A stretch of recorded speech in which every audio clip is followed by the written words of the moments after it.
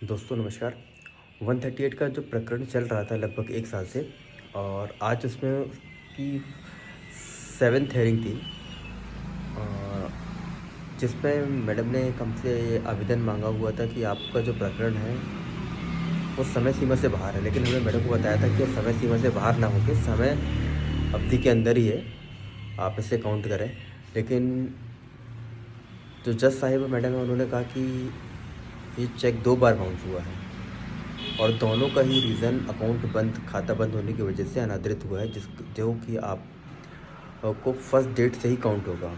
यदि हम first date से काउंट करते हैं तो हमारे चेक की आवेदन की समय सीमा होगी वो समाप्त हो जाती है, और यदि हम सेकंड डेट से करते हैं तो हम समय अवधि के अंदर अंदर ही है। तो मैडम ने कहा कि आपको एक लिमिट में आवेदन समय अवधि का होता है वो मूव कर दीजिए। तो हमने उसमें कॉन्डोलेंस ऑफ डिले का एप्लीकेशन मूव किया है। अब अगली हेयरिंग में देखते हैं क्या होता है क्या नहीं, क्योंकि जो मैडम है वो अभी भी इस बात को मानने को तैयार नहीं कि आपको जो टाइम पीरियड है उसमें कितना टाइम है कि नहीं, कितना टाइम ड्यूरेशन है। फिर मैडम के जो असिस्टेंट हैं उन्होंने काउंट किया, तो उसमें जब हमने काउंट किया तो मैडम का सर्वर ही नहीं चल रहा था। मतलब जो कंप्यूटर से चेक करते हैं उसकी टाइम लिमिट उन्होंने चेक नहीं कर पाई।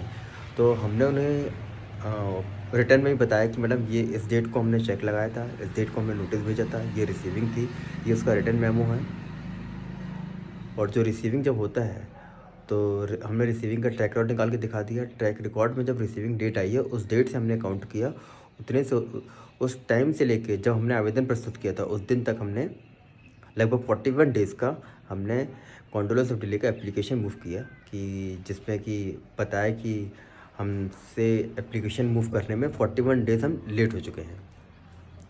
इस तरह का हमने एप्लीकेशन मूव किया। और यदि मान लीजिए इस तरह की आपके साथ भी कोई परेशानी आती है कि आपने जो चेक बाउंस का केस लगाया है और चेक बाउंस के केस में आप कहीं ना कहीं फंस गए हैं, या आपको ऐसा लगता है कि टाइम पीरियड में अपन इसको फेल हो गए हैं एप्लीकेशन मूव करने में, तो आप जैसे इस प्रोसेस को मैंने किया है वैसे ही आप भी कर सकते हैं। आप भी इस केस को उसी तरह देख सकते हैं, क्योंकि आपका भी यदि टाइम पीरियड में यदि चेक एप्लीकेशन खारिज होता है तो आप इसके लिए देरी से एप्लीकेशन के एक एप्लीकेशन मूव कर सकते हैं, ताकि आपका केस